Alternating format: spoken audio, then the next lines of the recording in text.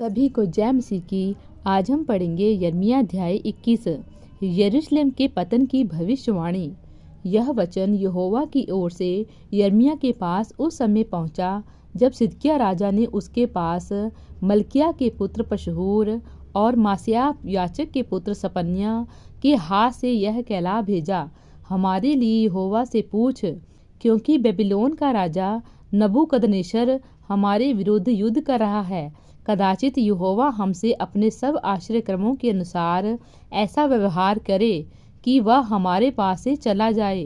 तब यिर्मयाह ने उनसे कहा, तुम सिदकिय्याह से यूँ कहो, इज़राइल का परमेश्वर यहोवा यूँ कहता है, देखो, युद्ध के जो हथियार तुम्हारे हाथों में हैं, जिनसे तुम बेबीलोन के राजा और शहरपनाह के बाहर घेरने वाले कसदियों से लड़ रहे हो, उनको मैं लौटाकर इस नगर के बीच में इकट्ठा करूँगा और मैं स्वयं हाथ बढ़ाकर और बलवंत भुजा से और क्रोध और जलजलाहट और बड़े क्रोध में आकर तुम्हारे विरुद्ध लड़ूंगा।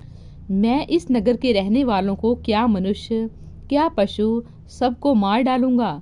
वे बड़ी मरी से मरेंगे। उसके बाद यहोवा की यह वाणी है, हे यहूदा के राजा सिदकिय्याह, मैं तुझे, तेरे कर्मचारियों और लोगों को वरन जो इस नगर में मरी तलवार और महंगी से बचे रहेंगे, उनको बेबीलोन के राजा नबूकदनेस्सर और उनके प्राण के शत्रुओं के वश में कर दूंगा। वह उनको तलवार से मार डालेगा।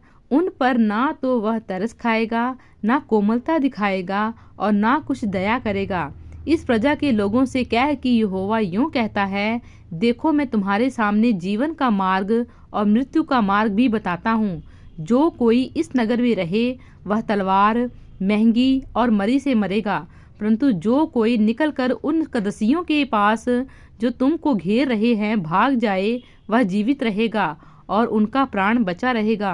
क्योंकि यहोवा की यह वाणी है कि मैंने इस नगर की ओर अपना मुख भलाई के लिए नहीं वरन बुराई ही के लिए किया है। यह बेबीलोन के राजा के वश में पड़ जाएगा और वह इसको फुकवा देगा। यहूदा के राजवंश पर दंड। यहूदा के राजकुल के लोगों से कह, यहोवा का वचन सुनो, हे दाऊद के घराने, यहोवा यूँ कहता है, भोर को न्याय चुकाओ और लुटे हुए को अंधेर करने वाले के हाथ से छुड़ाओ, नहीं तो तुम्हारे बुरे कामों के कारण मेरे क्रोध की आग भड़केगी और ऐसी जलती रहेगी कि कोई उसे बुझा न सकेगा। हे तराई में रहने वाली और समथर देश की चट्टान, तुम जो कहते हो, हम पर कौन चढ़ाई कर सकेगा और हमारे वास स्थान में कौन प्रवेश कर सकेगा। यहोवा कहता है कि मैं तुम्हारे विरुद्ध हूँ, और यहोवा की वाणी है कि मैं तुम्हें दंड देकर तुम्हारे कामों का फल तुम्हें भुगताऊंगा। मैं उनके वन में आग लगाऊंगा और उसके चारों ओर सब कुछ भस्म हो जाएगा। प्रभु इन वचनों द्वारा आपको बहुतायत से आशीष दे। आमीन।